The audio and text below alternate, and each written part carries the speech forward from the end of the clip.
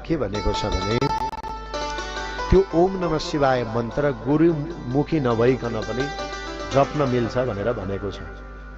कोही सन्तले भन्नुभयो आफ्नो ठाउँमा छ, उहाँले कुन उद्देश्य राखेर भन्नुभयो, सन्तहरूलाई कुन बाणी कतिखेर बोल्नुभयो, उहाँले के आधारमा, तर शिव पुराणमै चाहिँ व्यासजीको वचनभन्दा ठुलो त अरू कसैको वचन हुन सक्दैन। यो हाम्रो शरीरले कहिलेकाहीँ गल्ती गर्न सक्छ, हाम्रो यो मनुष्य शरीरले कहिलेकाहीँ गल्ती गर्न सक्छ, तर व्यासजीले त त्यसै लेखिदिनु भएन नि त, व्यासजीका बाणी त अकाट्य हुने।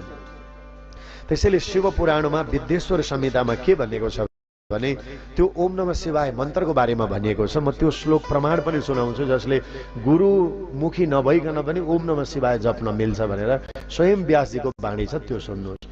एष मन्त्रः सदा श्रेष्ठः स्वयं सिद्धो निरामयः नास्य दीक्षा न चाहारो न च सन्ध्या न मार्जनम। यो नमः शिवाय गरेको जुन मन्त्र छ सबैभन्दा श्रेष्ठ हो। एष मन्त्र सदा श्रेष्ठ, यो मन्त्र सधैँभरि श्रेष्ठ हो, अरू जस्तो सानो मन्त्र होइन, श्रेष्ठ मन्त्र हो। स्वयं सिद्धो निरामयः, स्वयं सिद्ध हो यो।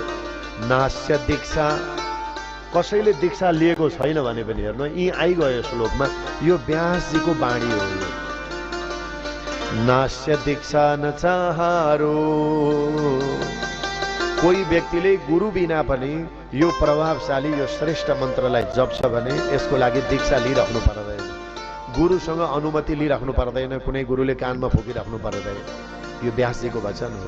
हे नास्य दीक्षा न चाहारो न च सन्ध्या न मार्जनम। र गुरुबाट अनुमति छैन भने पनि आह्वान सन्ध्याको समयमा अथवा अशुद्ध अवस्थामा पनि, साँझमा बिहान दिउँसो बेलुका भन्ने नै हुँदैन, अशुद्ध अवस्थामा छ भने पनि ओम नमः शिवाय जप्न सक्छ भनेर व्यासजीले खुद आफूले भन्नुभएको छ। अब हेर्नु सन्तहरूले कुन टपिक्समा के सेन्समा बोल्नु भएको हुन्छ कहिलेकाहीँ। र यस कारणले गर्दा हाम्रो धर्मदर्शनबाट हजुरहरूलाई मैले यति केही कुरा सुनाएँ भने स्वयं शिव पुराणमा व्यासजीको जुन वचन हो त्यो व्यासजीको वचन मैले यहाँहरूलाई श्रवण गराएँ। अर्को पनि एउटा श्लोक सुनाउँछु यही यो मन्त्रको बारेमा। अनाचारवतां पुंसाम् अविशुद्ध षडध्वनाम् अनदिष्टोऽपि गुरुणा मन्त्रोऽयं न च निष्फलः। आचारहीन व्यक्तिले क्या